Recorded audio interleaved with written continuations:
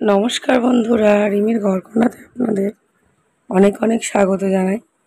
বাড়িতে বিপত্তারিণী পুজো ছিল, তাই ভাবলাম আপনাদের সঙ্গে একটু শেয়ার করি। দেখুন, এদিকে আলপনা দেয়া হয়ে গেছে, 13 রকমের ফল, পান, সুপারি, 13 রকমের ফুল, দুব্ব, সব রকমের পুজোর জন্যে ফুল, বেলপাতা সমস্ত কিন্তু রেডি করা হয়ে গেছে।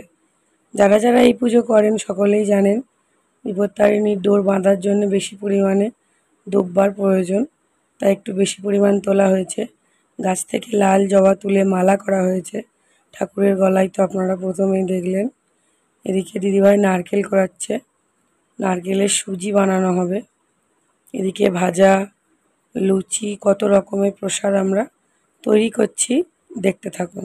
তুলসী মঞ্চপটাকে একটু এইরকমভাবে সাজিয়েছি, আলপনাগুলো দেয়া হয়েছে, একটু এলোমেলো হয়ে আছে চারিদিক, বুঝতেই পারছেন পুজোর সামগ্রী একটু তো এলোমেলো হবে। এদিকে পায়েল রান্না বসিয়ে দিয়েছে, পূজা হবে 5 রকম শাক ভাজা, সবজি ভাজা, সুজির পায়েস এবং গরম গরম ফুলকো ফুলকো লুচি।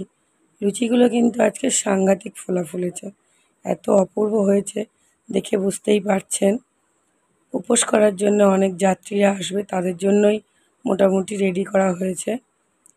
ভিডিওটা দেখুন, বুঝতে পারবেন আরও কি হতে চলেছে। এদিকে ছোলা বুট ভিজিয়ে রেখেছি, হোমের জন্যে বেলপাতা 28টা বেঁচে রাখা হয়েছে। এদিকে পুজো আরম্ভ হয়ে গেছে, ঠাকুরমশাই এসে গেছে, মোটামুটি পুজো শুরু হয়ে গেছে। ফল, সব রকম সবজি, এদিকে নবডালা, পঞ্চডালা সবজি দিয়ে সিধেটা ব্রাহ্মণের দেওয়া হয়, সব কিছু রেডি। এদিকে পুজো কমপ্লিট হওয়ার পরে ব্রাহ্মণ হোম করতে বসে গেছে, হোম কিন্তু শুরু হয়ে গেছে।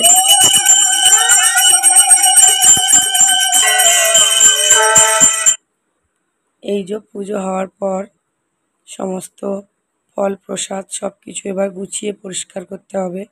পথযাত্রীদের যারা এসেছে আমাদের পুজো এখানে অঞ্জলি দিতে, তাদেরকে প্রসাদ বিতরণ করতে হবে।